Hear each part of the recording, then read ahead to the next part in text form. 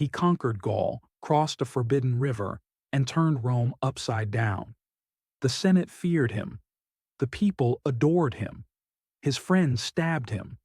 One man didn't just rise to power. He ended a republic that had lasted 500 years. This is Julius Caesar, and the moment Rome stopped being free.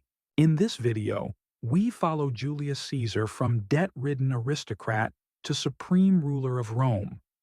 We'll uncover how ambition, war, and political genius made him unstoppable, and why his murder didn't save the Republic, but destroyed it forever. Gaius Julius Caesar was born in 100 BCE into an old but fading patrician family.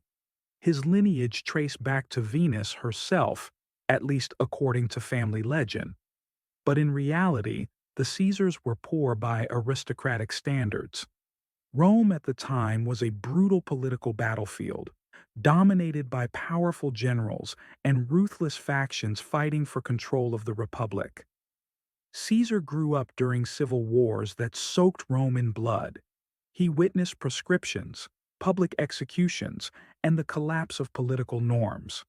As a young man, he aligned himself with the populist cause, opposing the conservative Senate elite known as the Optimates. This choice nearly cost him his life. When the dictator Sulla seized power, Caesar refused orders to divorce his wife, who was connected to Sulla's enemies. Sulla spared him, reluctantly, but issued a chilling warning. In Caesar, there are many Mariuses. From that moment on, Caesar was watched, mistrusted, and quietly feared. From the beginning, Caesar was marked as dangerous, not because of what he was, but because of what he might become. Caesar had charm, intelligence, and boldness, but also crushing debt. To climb Rome's political ladder, he spent fortunes he didn't have, bribing voters, hosting lavish games, and staging spectacles designed to win public loyalty. Creditors circled him like wolves, yet Caesar never slowed down.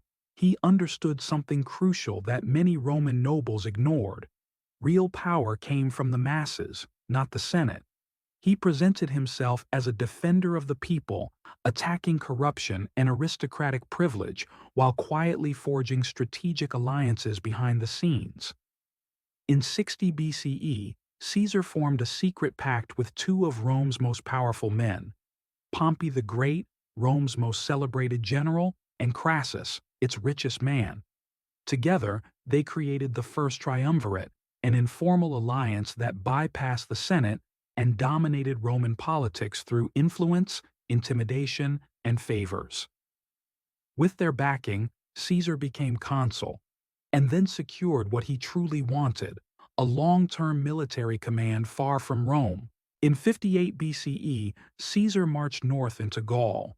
What followed was nearly a decade of relentless warfare. Caesar didn't just defeat tribes, he crushed resistance with systematic brutality. Cities were burned, entire populations enslaved, and hundreds of thousands were killed or displaced. Yet Caesar was more than a battlefield commander. He was a master of image and narrative. He carefully documented his campaigns and commentaries on the Gallic War, portraying himself as a disciplined leader defending Rome against chaos and barbarism. These writings were read aloud in Rome, transforming distant bloodshed into heroic legend. His soldiers adored him. He fought beside them, shared their hardships, and rewarded loyalty generously. Over time, their allegiance shifted, not to the Republic, but to Caesar himself. Victory after victory made him untouchable, and the Senate grew terrified.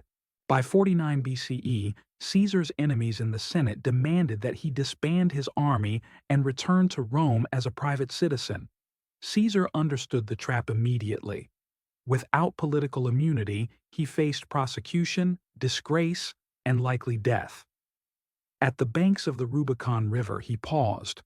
Roman law forbade any general from entering Italy with an army. To cross meant rebellion. Caesar crossed anyway. He ordered his legions forward and declared, "The die is cast." With that step, the Republic collapsed into civil war. Pompey and the Senate fled Italy. Caesar moved with speed and precision, seizing Rome without resistance.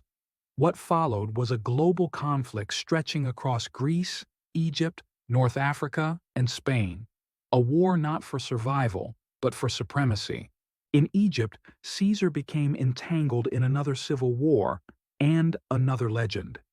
Cleopatra VII, the young and exiled queen of Egypt, sought his support to reclaim her throne. Their alliance was political, strategic, and deeply personal.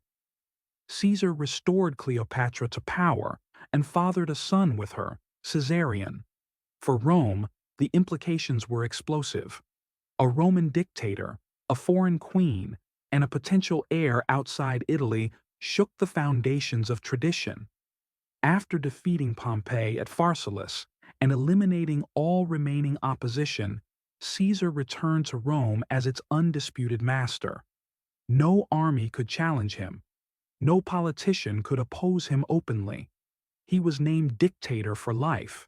Caesar enacted sweeping reforms. He canceled debts, reformed the calendar, expanded citizenship, reorganized provincial governments, and reshaped the Senate itself.